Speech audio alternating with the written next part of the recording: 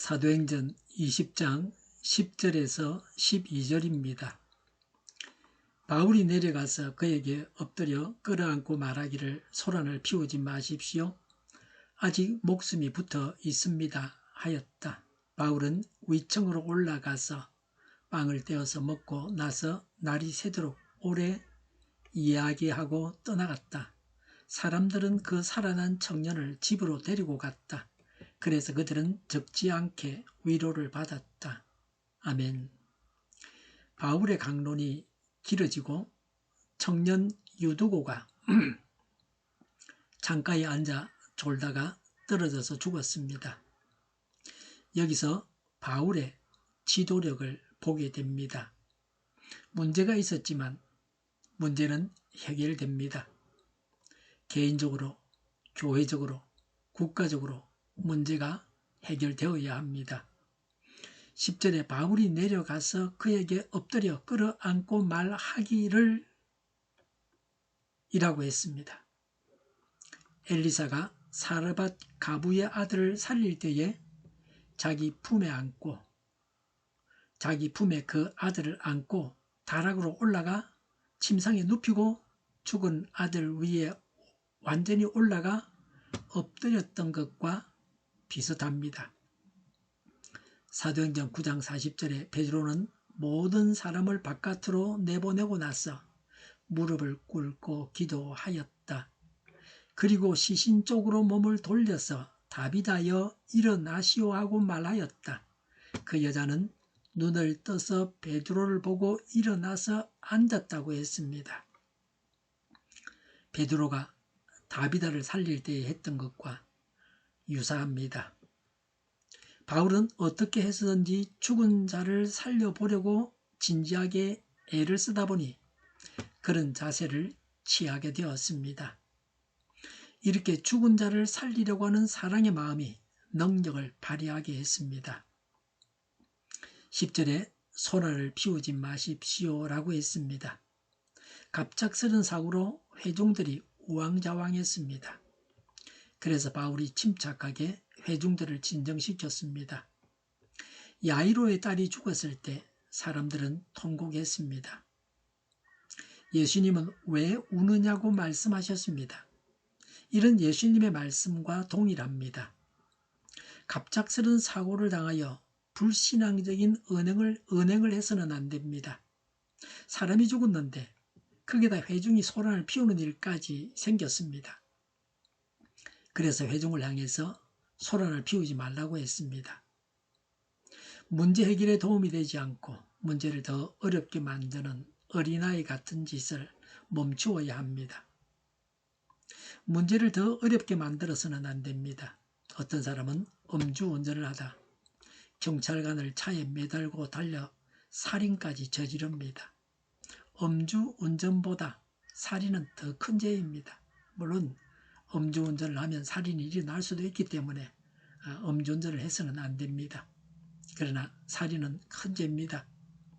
어떤 사람은 사기를 당해서 재산을 다 잃어버렸습니다.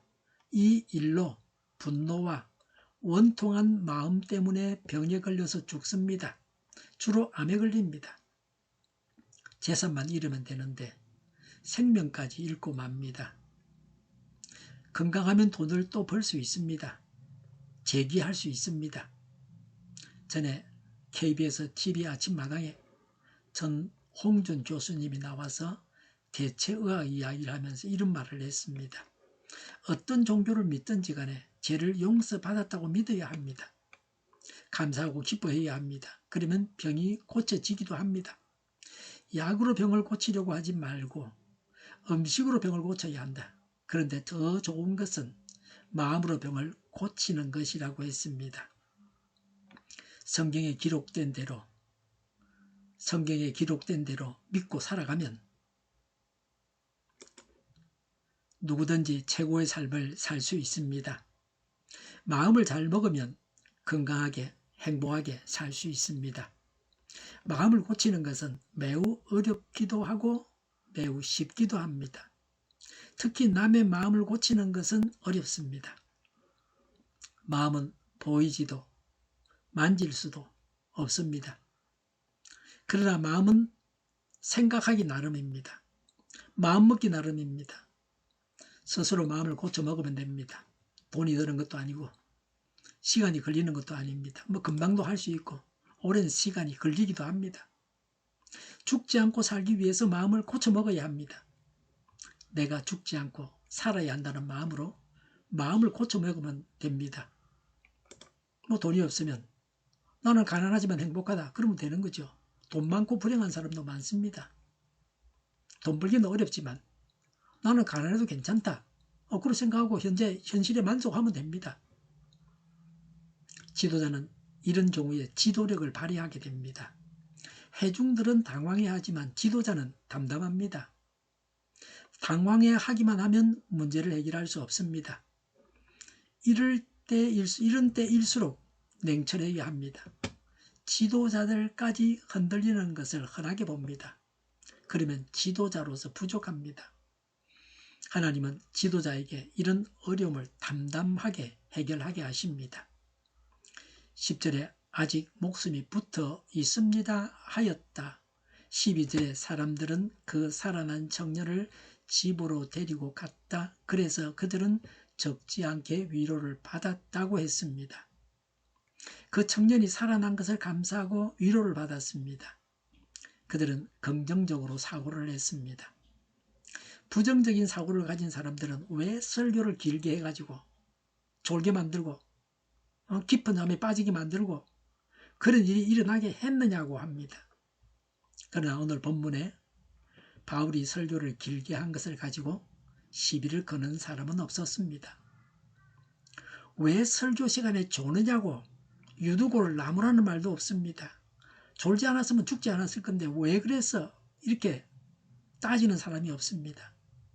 그냥 있었던 사건을 기록하고 있습니다. 누가 잘했니? 누가 잘못했니? 하는 말이 없습니다. 바울의 능력으로 그 청년을 살렸습니다. 그러나 바울의 신유의 능력으로 그 청년을 살렸지만 그냥 목숨이 붙어 있다는 식으로 말했습니다. 이제 유두고는 하나님의 이적에 대한 간증거리였습니다. 화가복이 되었습니다. 하나님께서 죽은 자를 살리셨다.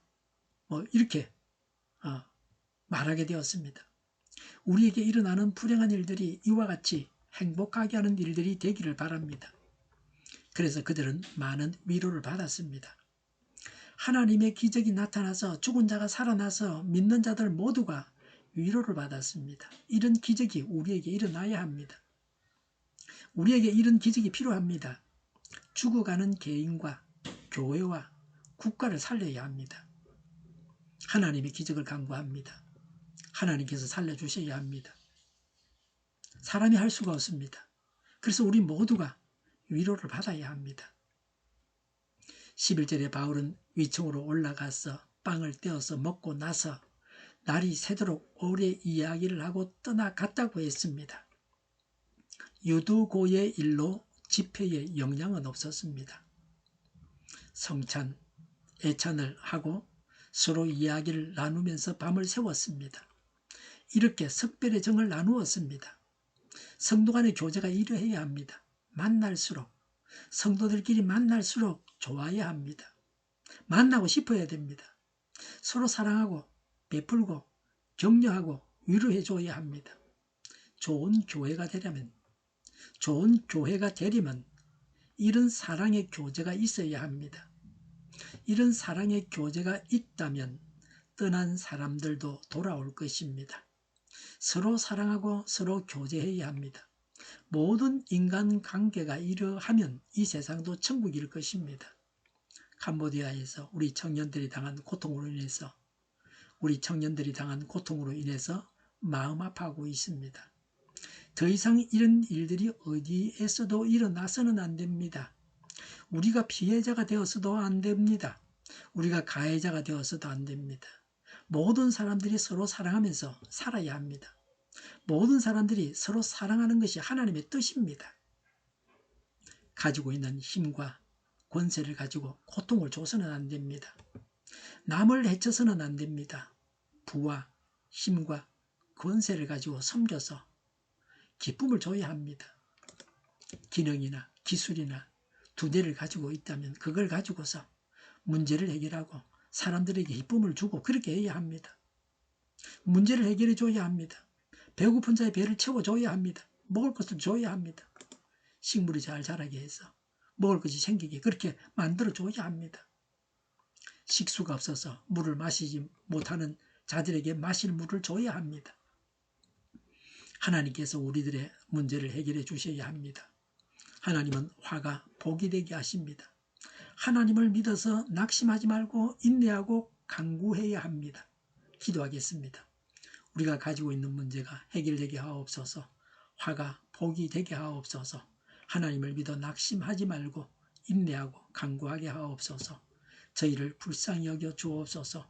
저희를 악에서 구하옵소서. 하나님의 뜻이 이 땅에서도 이루어지게 하옵소서. 저희의 간구에 응답하여 주옵소서. 기도하기를 쉬지 않게 하옵소서. 저희의 필요를 채워 주시옵소서. 오늘도 차고 넘치는 복된 삶을 살게 하옵소서. 감사와 찬양을 하나님께 돌려드리며 예수님의 이름으로 기도드립니다. 아멘.